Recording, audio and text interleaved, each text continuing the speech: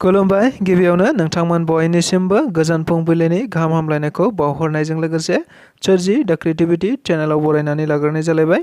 दिनैहाय 26 नभेम्बर 2023 मायथाइनि माखासे गोनांथार खौरांफोरखौ नोंथांमोननि सिगाङाव फोरमायथिना होनो आवगायनाय जालायबाय।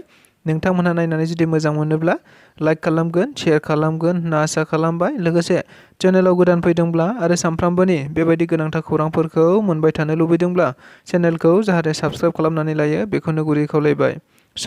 बिदिब्ला जोङो दिनैनि माखासे गोनांथार खौरांफोरखौ खोनासंलांदिनि। मोखाङाव जायफोरा अपोजिशन एबा बेरेखा दोलो जानानै फैगोन बिथांमोनहा एनडिएनि बारहुंखायाव उरायलांफागोन। बाथ्राखौ बुंनानै होदों आथिखाल इउपिपिएलनि गाहाय नेहाथारि राजु नार्जारि बिथाङा। मिथिनो मोननाय बायदिब्ला आथिखालाव फैबाय थानाय 2024 मायथाइयाव जानो गोनां एमपि बिसायख'थिखौ नोजोर बोनानै गुबुन गुबुन जायगायाव बायदि हाबाफारि लानायखौ नुबाय थानाय जादों। जेराव बेबायदिनो आथिखालाव खौरां बिजोंफोरनि गेजेरजोंबो गोबांथार खौरां बिजोंगिरिफोरा आथिखालाव फैबाय थानाय 2024 मायथाइयाव जानो गोनां एमपि लकसभाखौ नोजोर बोनानैनो बायदि सोंथिफोर दिखांनायखौ नुनो मोनबाय थानाय जादों। नंगौ, बेबायदिनो मैयाबो इउपिपिएलनि गाहाय नेहाथारि मानगोनां राजु नार्जारि बिथांनि सोंथियाव गोबांथार बाथ्रा बुंथिनायखौ नुनो मोननाय जादों। बिथाङा थारैनो बुंथिनाय बायदिब्ला फैबाय थानाय एमपि 2024 मायथाइयाव जानो गोनां एमपिआव इउपिपिएल हारसिङै गेलेनाय जाया, बेयाव एनडिए हिसाबैसो गेलेगोन। बेनिखायनो मोखाङाव जायफोरा बेरेखा दोलो जानानै फैगोन बिथांमोनहा एनडिएनि बारहुंखायाव उरायलांफागोन होननानैबो बुंथिनायखौ नुनो मोननाय जादों। लोगोसे आरो बिथाङा आथिखालनि क'क्राझारनि एमपि नब कुमार सरणियानि सोंथियाव बुंथिनाय बायदिब्ला थारैनो नब कुमार सरणियाया थांनाय 10 बोसोराव रायजो राजाफोरनि थाखाय जेबो खामानि मावनो हायाखै एबा पार्लियामेन्टआव जोंनि गांनाय उखैनायखौ लानानै जेबो बाथ्रा बुंहैनो हायाखै एबा मोन्थायखौ होनो हायाखै, जायनि थाखाय बिथाङा फैबाय थानाय एमपि बिसायख'थियाव जिरायनानै थानायानो मोजां। मानोना 10 बोसोराव जेबायदि मान सन्मान खामायनानै लाबाय बिथाङा बेखौ गैया खालामनाय जागोन होननानैबो बुंथिनानै होबावदों।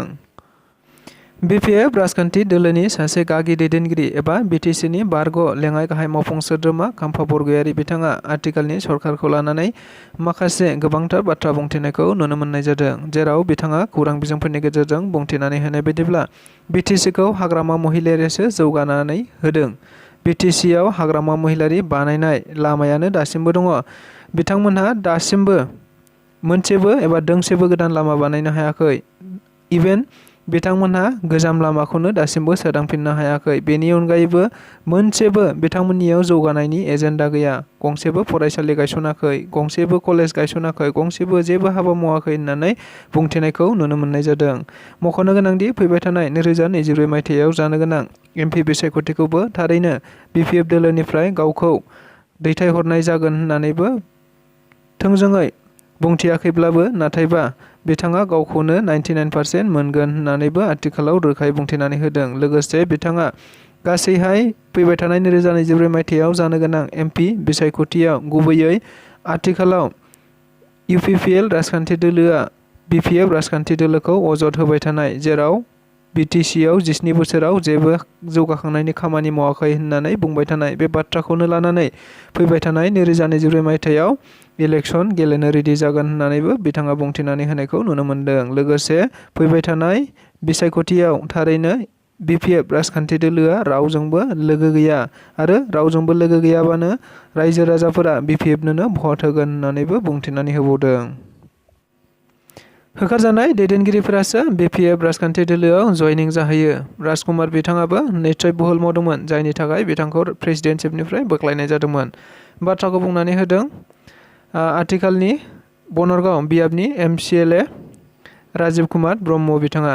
थारैनो मिथिनो मोननाय बायदिब्ला आथिखालाव खौरां बिजोंफोराव फैबाय थानाय 2024 मायथाइयाव जानो गोनां एमपि बिसायख'थिखौ नोजोर बोनानै गुबुन गुबुन जायगायाव गुबुन गुबुन राजखान्थि दोलोफोरा गावबा गाव राजखान्थि दोलोफोरखौ राफोद खालामनांगौनि थांखिजों बायदि हाबाफारि लानानै मेल मिटिं खुंबाय थादों। जेराव बेबायदिनो मैयाबो मोनसे मेलाव बाहागो लानानै आथिखाल बनरगांव बियाबनि एबा बिजेपिनि मानगोनां एमसिएलए राजीव ब्रह्म बिथाङा खौरां बिजोंफोरनि गेजेराव रोखायै बुंथिनानै होनाय बायदिब्ला थारैनो राजकुमार नार्जारि बिथाङाबो बिजेपि दोलोनिफ्राय होखारजादोंमोन, जायनि थाखाय दायो बिथाङा बिपिएफ राजखान्थि दोलोआव जयनिं जाहैबाय। थारैनो आथिखालनि बिजेपि राजखान्थि दोलोआ सोरबा सासेनि रां जाहोनायनि थाखाय नङा, बिजेपिआ गासैबो गोरिब गुन्द्रा मानसिफोरनि सुबुंफोरनि थाखायसो।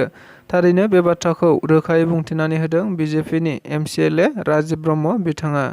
गरेस्वर खौरांगिरिफोरनि बानजायनायाव रां बान्थानि मोनसे क्रिकेट बादायलायनाय हाबाफारियाव बिटिआरनि गाहाय मावफुं सोद्रोमा प्रमद बर' बिथाङा बाहागो लाहैनानै खेलाखौ बेखेवनानै होनाय जायो।